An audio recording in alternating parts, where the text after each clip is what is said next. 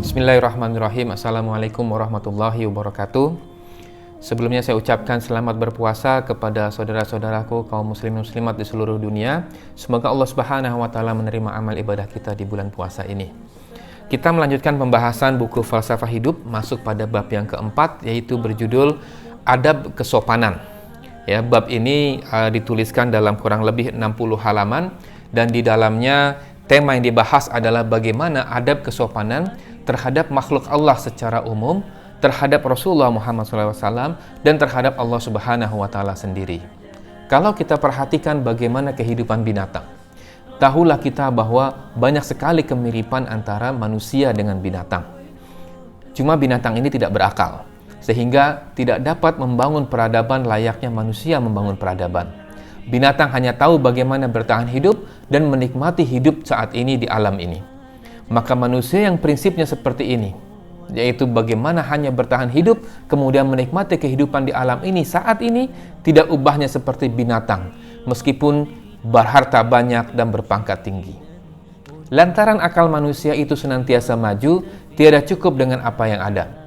Ekonomi yang dimulai dengan barter kini telah menjadi kompleks dengan financial markets yang ada. Rumah yang bermula batu kini telah bermacam model dan warna, dan lain sebagainya. Itulah bagaimana evolusi akal dan peradaban manusia yang tidak akan dijumpai pada binatang. Buya Hamka memaparkan ada dua kemajuan akal.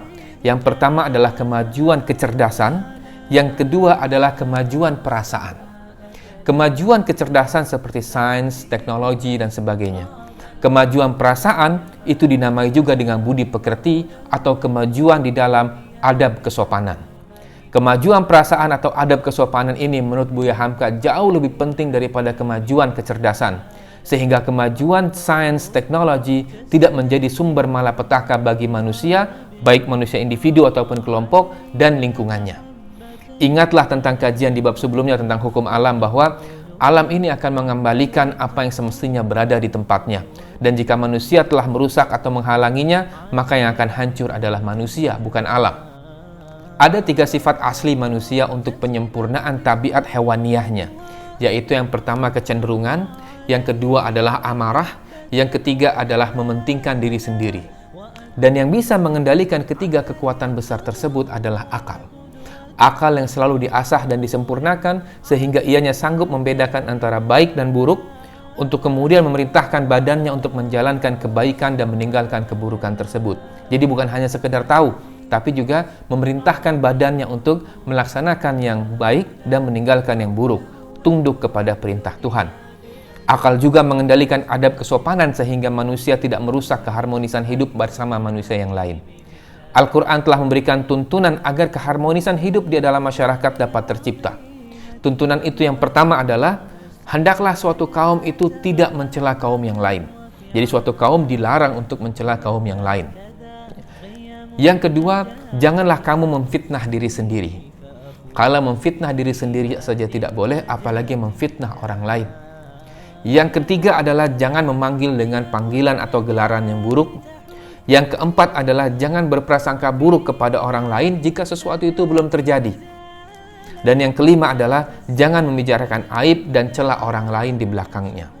Setelah 5 perkara yang dapat menghindari perpecahan di dalam sebuah masyarakat, ada 6 perkara yang dapat menguatkan ukhuwah Islamiyah sesuai dengan tuntunan Al-Islam. Yang pertama adalah, jika kalian bertemu, ucapkanlah salam kepadanya. Yang kedua, jika ia memanggil atau mengundang atau menjemput, maka penuhilah panggilannya. Yang ketiga, jika ia meminta nasihat, maka berikanlah nasihat untuknya. Yang keempat, apabila ia bersin dan memuji Allah Subhanahu wa taala, maka mohonkanlah rahmat Allah untuknya. Yang kelima, apabila ia jatuh sakit, hendaklah engkau menziarahinya. Dan yang keenam, apabila ia meninggal, hantarkanlah jenazahnya ke kuburnya. Setelah memaparkan bagaimana adab kesopanan terhadap sesama makhluk, Buya Hamka juga memaparkan tentang bagaimana adab kesopanan terhadap makhluk yang sangat spesial, yaitu Rasulullah Muhammad SAW. Buya Hamka mengingatkan yang pertama, adab kesopanan adalah bersolawat atasnya ketika namanya disebutkan, baik dalam perbincangan biasa ataupun dalam suatu majelis. Yang kedua, mencintai keluarganya, mencintai ahlul bait. Yang ketiga, melaksanakan sunnahnya. Yang keempat adalah mencintai orang-orang berilmu sebab mereka adalah pewaris Nabi Shallallahu Alaihi Wasallam. Dan yang kelima adalah tidak berdusta atas nama Nabi Shallallahu Alaihi Wasallam. Kalau kepada manusia saja kita diperintahkan untuk memiliki adab, kesopanan, apatah lagi kepada Tuhan yang menciptakan alam semesta ini. Bumi dan alam semesta ini adalah miliknya. Kemana kita berjalan di muka bumi ini adalah miliknya. Lalu apa yang menghalangi manusia untuk tidak bersopan santun kepada Allah Subhanahu wa Ta'ala, Tuhan alam semesta ini, kecuali karena kesombongan yang ada di dalam dirinya. Lalu bagaimanakah bersopan santun kepada Allah Subhanahu wa Ta'ala? Buya Hamka memaparkan yang pertama adalah beriman kepadanya.